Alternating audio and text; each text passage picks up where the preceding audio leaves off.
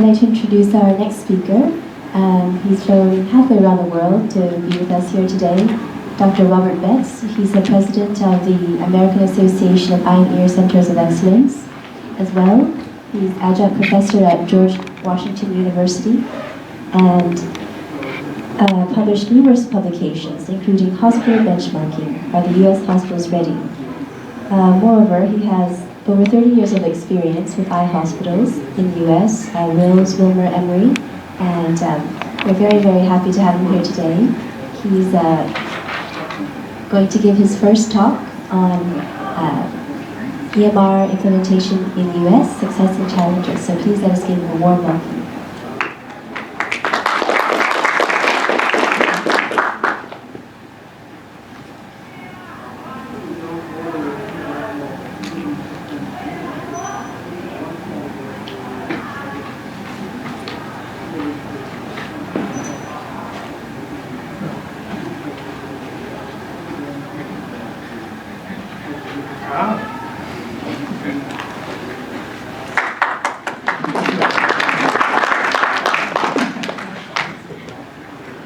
Who's been in healthcare for 10 years or more?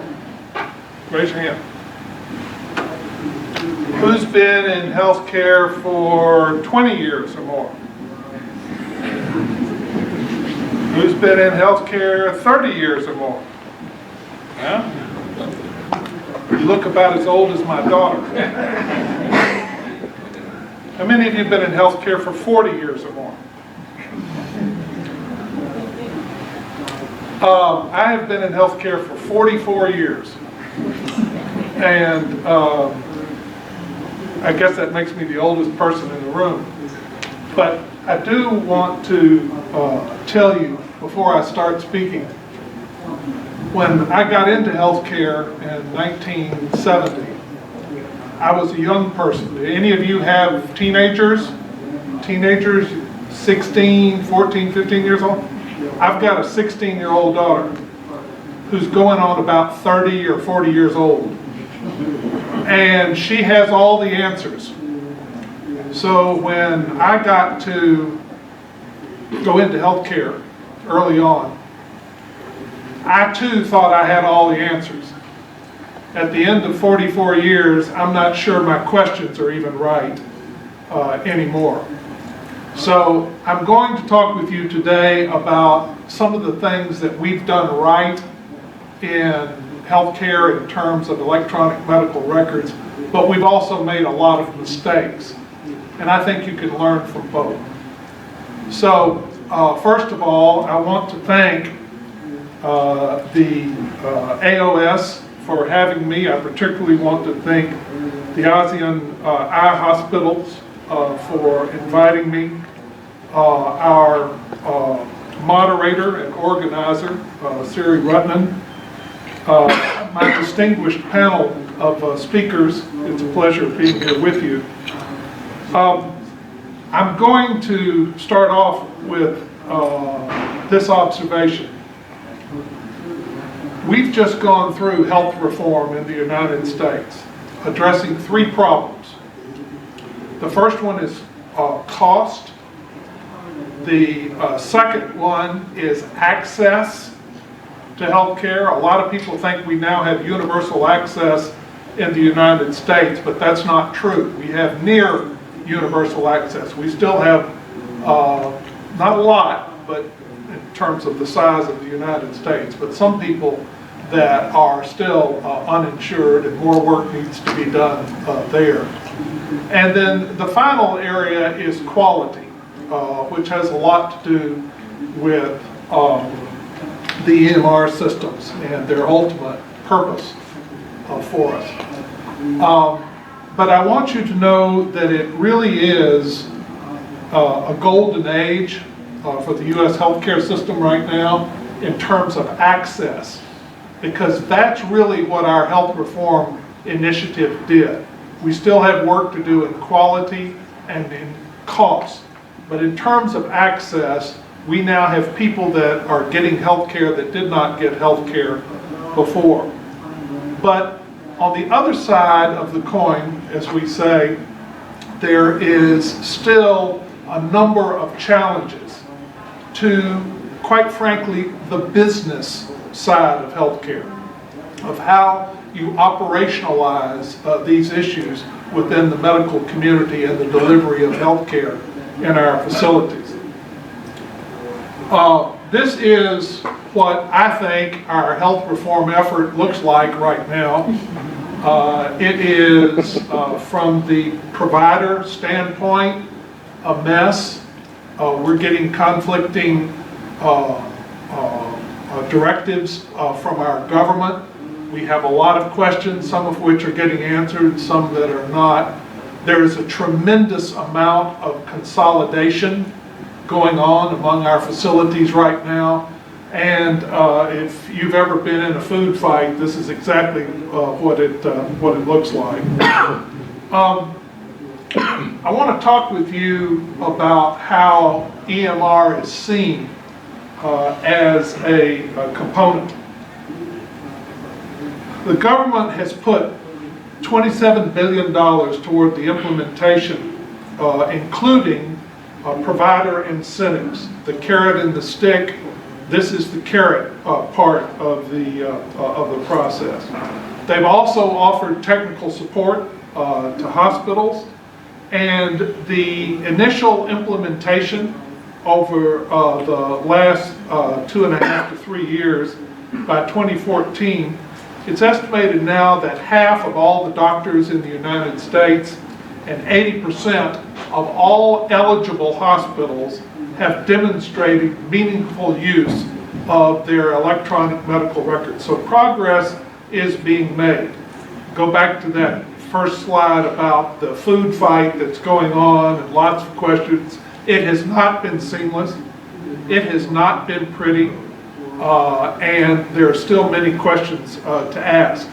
But the ultimate thing for we in healthcare in the United States is the government, our government, and the patients that we serve ultimately are not kidding around about the improvement of quality.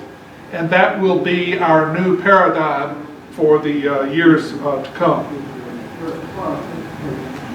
I have read a great deal about Winston Churchill from Great Britain, the great World War II leader. He said something that I've never forgotten. He said, "You Americans always end up doing the right thing after trying everything else first."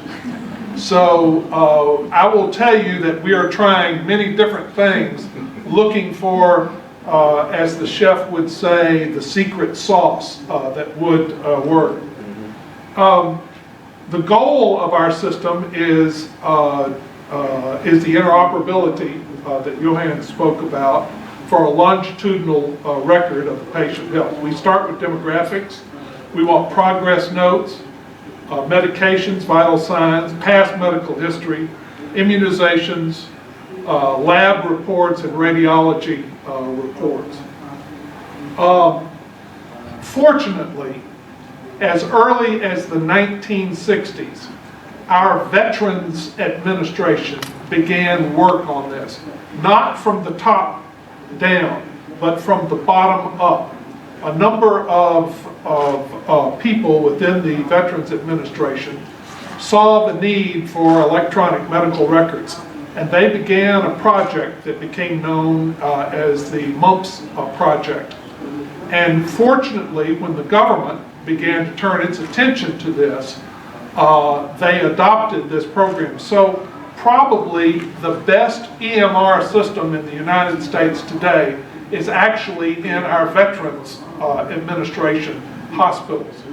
And as a matter of fact, that success story is the basis for a number of things that our private and public hospitals have recently turned to. This is an example of what is available today, right now, within the Veterans Administration. And as we saw in Johan's presentation, you can click at different levels of it. Now this is for general acute care that a veteran as a patient in one of our VA hospitals would receive. Also, we have had some early adopters. One of these is an eye hospital, actually. I have always said that changes in healthcare, if they're going to happen in ophthalmology first. I refer to that as being the tip of the spear, if you will. It is, things seem to happen in ophthalmology in terms of changing in health policy the quickest. And this is also true, I think, in electronic medical records. But the hospital that I'm referring to is the Phillips Eye Hospital in Minneapolis, Minnesota. It's part of the Alana system, and this actually is a picture of their system. I'm sorry it's not a better picture, but it is in place and operational system-wide within the Alana system, of which the Phillips Eye Hospital is part of. There are lessons that I would like to speak with you today that we have learned from the VA experience, from our Veterans Administration, and also from the experience at Phillips Eye Institute. The successful implementation of EMR can automate and streamline the clinician's work. It can also generate evidence-based decisions, support quality management, and outcomes reporting. It can contribute to standardization, and standardization is the friend of cost reduction. And also, as we have seen, it can increase profitability, or in our not-for-profit sector. We have really two basic sectors in our healthcare system. We have a public hospital system, and then we have a not-for-profit hospital system that is actually the larger. So profits and margins are the exact same thing, but it depends on which sector that you're talking about. The commitment, however, of U.S. policymakers to making EMR work in both sectors and to be as successful as the VA system is unwavering. We have made the decision to move forward, and we are moving forward. Not happily, not with not without questions, not without mistakes, but we are seeing some real benefits for doctors and hospitals in this implementation process. Better care. We are human beings, and human beings make mistakes. Doctors make mistakes, nurses make mistakes. Hospital administrators and people in management of facilities make mistakes. This system can help reduce those errors. We're seeing increased efficiency, particularly with pharmaceuticals, care orders, records and storage, better service to our patients that we're here to serve. Also, quite frankly, we're seeing this as a reduction in the time that the clinicians have. What I mean by that is that they're operating more efficiently with the EMR systems in these two examples that I'm talking with you about this morning. And quite frankly, we're seeing improved safety with documentation that is decipherable. I don't know about all your doctors in your facilities or all the doctors in private practice. My handwriting looks like an Egyptian hieroglyphics. Maybe some of your doctors have the same problem. The electronic medical record does indeed help.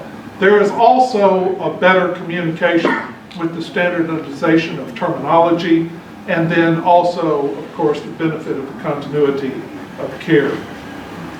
But what is the biggest problem that we're having? In every medical practice in the world, in every hospital in the world, and certainly in every hospital, eye hospital, you've got one doctor, right? You know which one I'm talking about. That is, you can train them, you can incentivize them, You can threaten them, but at the end of the day, they're going to pick up your system and throw it out the window. That leads to one comment that I would make about what we've learned. This is a generational process. You have to realize that some of the older generation, up in my category, I guess, were not raised on computers. Believe it or not, I have an 11-year-old son, and he gets up in the morning and he'll open his laptop and he'll do this for hours on end. And I'll ask him, I say, son, what are you doing? And he said, Dad, you know that shuttle up in space? You know the space station up there? He says, I'm trying to clean up a couple of problems that they're having up there with the space station. You know, me, I don't have that immediate affinity for computers and systems. It's things I've had to learn, whereas our children and grandchildren are much more comfortable with this technology.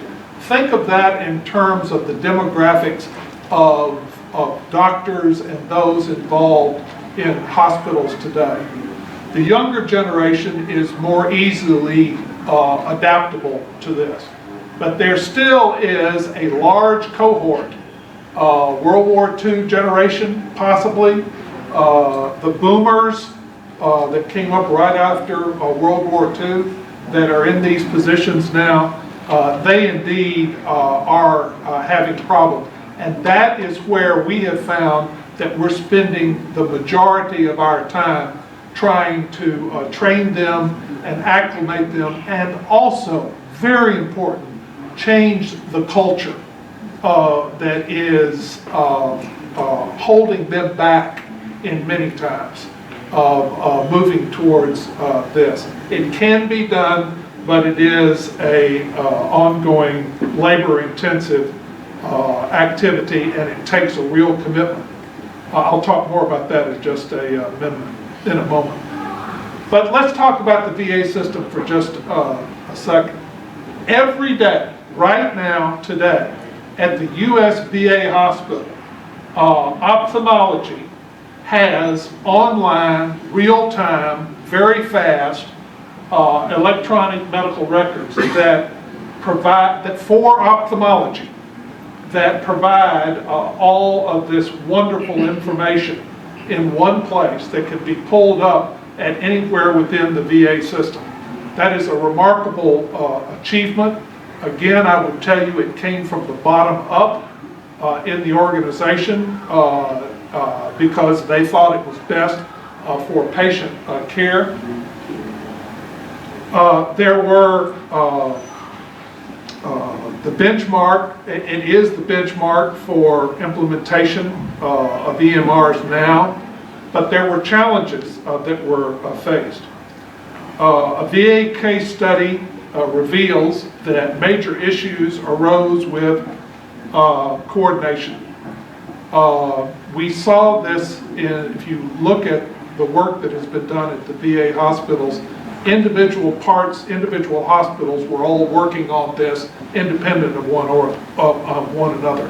And it took, believe it or not, an informal network that began to develop over a period of decades, not years, but decades, in which they began this coordination. Training was a huge issue because there was not money in the VA system to support this training. Later on, the money was made, but in the early stages, it was borrow money from other programs to provide this organically grown system. The workflow was a tremendous issue for the VA system, as they were having to keep a paper system in place at the same time they were moving forward with the electronic system. And then, not to be diminished in any terms, and I don't know about your government in your country, but in my country we've got all the politicians that we could possibly use. As a matter of fact, if anybody in the room wants some more politicians, I'll be glad to ship you as many of them as you would like. We also have a number of people that work in government, in our government, in terms of what we refer to as our bureaucracy. There is parts of the bureaucracy are very interested in centralization.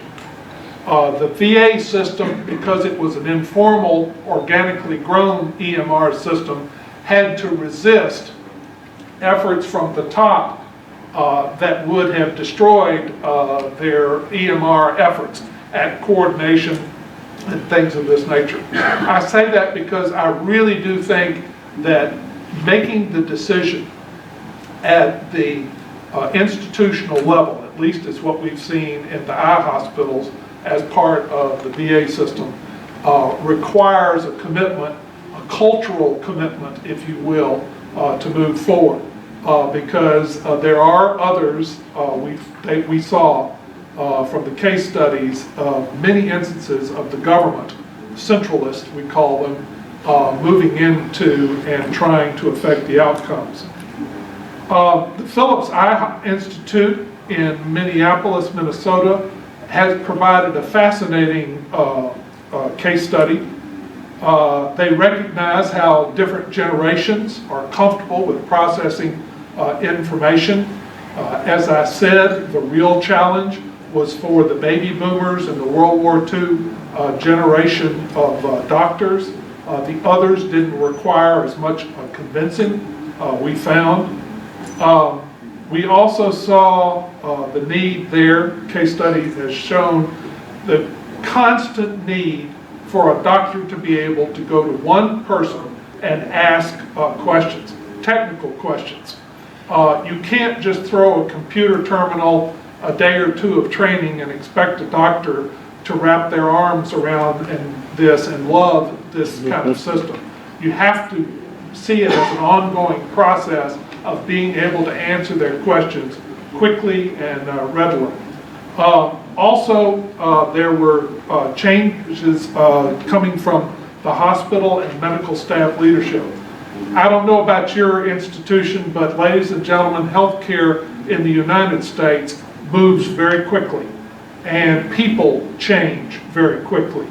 And subsequently, someone in a medical leadership position one day will be very committed to this. They'll get an appointment at another hospital or another position, etc.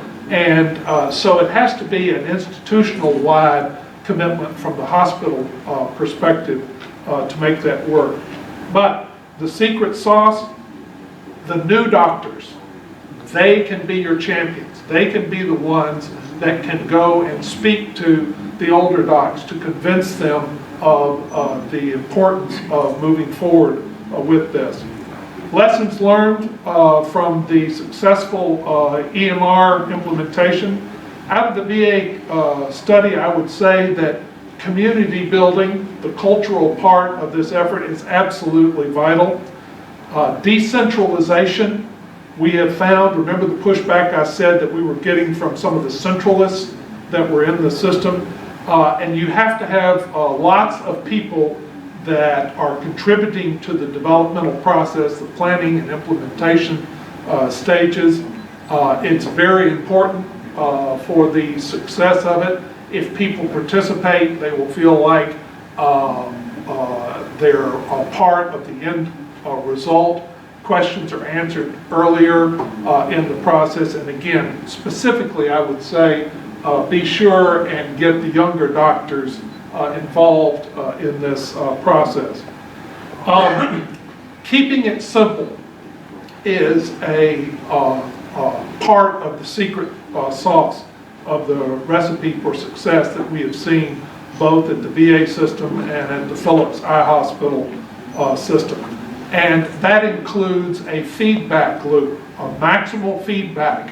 What are we doing right? What are we doing wrong? And asking those questions as we move forward. You have to be able to adapt it to local needs. The simplicity of the core system that you're utilizing is paramount. It must be accurate and reliable. It must have an evolutionary aspect to it, so the system can grow. But above all, we have found that the one thing in terms of feedback that we're getting is the system must be fast. Doctors that are seeing patients do not want to wait around. They want to be involved with the patient, they want to do their surgery, etc. And they don't want to be standing around waiting for a computer to find a server that works. Further lessons out of the VA case studies: most EMR systems on the market today, we have found from the hospital perspective, are not set up for ophthalmology. They're good for acute care systems, but they're not operable for ophthalmology. That takes that evolutionary part of the last comment. Standards make local innovation reusable. We have found that the sharing that goes on between institutions is vital through the AOS, through the ASEAN Eye Hospital Association, and from other eye hospital associations around the world. Sharing that experience is vital. Standardization is the friend of customization. If you could come to some general agreements within your institution, the worst thing you can do is to do it the other way around, which is going in from a customization standpoint. Software complexity must be kept relatively low, and you must celebrate small incremental steps to your accomplishments. This is an ongoing incremental process. It's not something you can plug in and turn a switch to make it go. You have to look at it as an ongoing process. With regard to Phillips Eye Hospital and their case studies, there was, again, coming from the younger doctors, ongoing support for physicians is necessary. Designation of full-time liaison. Continue the regular dialogue with physicians. Start early. This is going to take a long time, we have found. It is still, even after 3 or 4 years, even in the VA system that's been operational for over 10 years, in terms of ophthalmology in both instances, there are still things that need to get fixed, and it has to be a continuous loop. There are subgroups we have found with EMR implementation. The cataract surgeons are much different than the retina surgeons. We have found there are things that they need out of the system. We have to be able to have a system that addresses both. So create subgroups. Again, the importance of clinicians in this process is paramount. Utilize newsletters, posters, and timeliness. You have to communicate. I heard so often in looking at these case studies and hearing from the people that were involved that it is no lesson is ever permanently learned. That means communication and repetition is absolutely necessary. Understand there's going to be a transition. It's probably going to be much longer than you anticipate. Just go in knowing that. One-on-one support is important, provide full-time support, and then training by position and specialty were also lessons from the Phillips case study. This is what Phillips looks like today and is operational for ophthalmology in their institution. This is a layered report that they could go to look at photographs and lab reports, reports from pharmacy, etc. So what has been the reaction of ophthalmology and eye hospitals to the ongoing effort? We've seen the VA system. We've now seen some of the highlights from the case study. What has been the result? Well, 80% of the eye hospitals in the United States, and they include hospitals and institutes.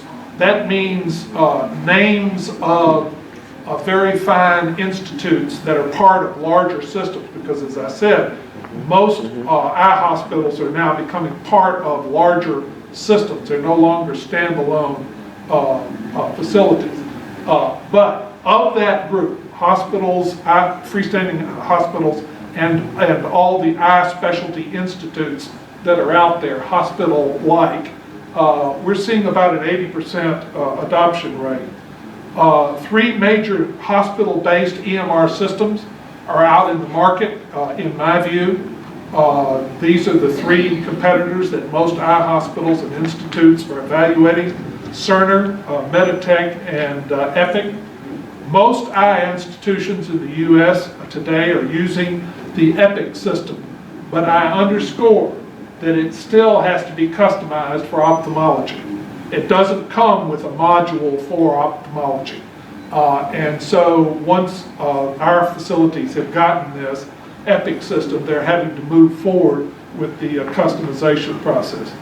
And our Secretary of Health for the United States has recently announced that over 50% of all the office-based physicians in ophthalmology today are claiming the incentive payments, which are tied to meaningful use.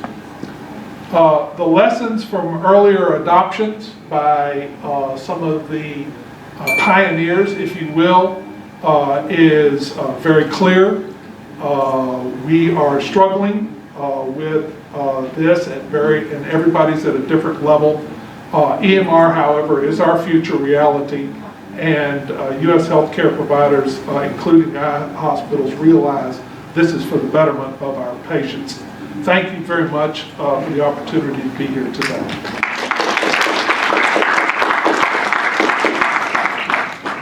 Thank you, Dr. Betts, for that very informative talk. As I said, I think we leave questions to the very end. I'd like to introduce our next speaker.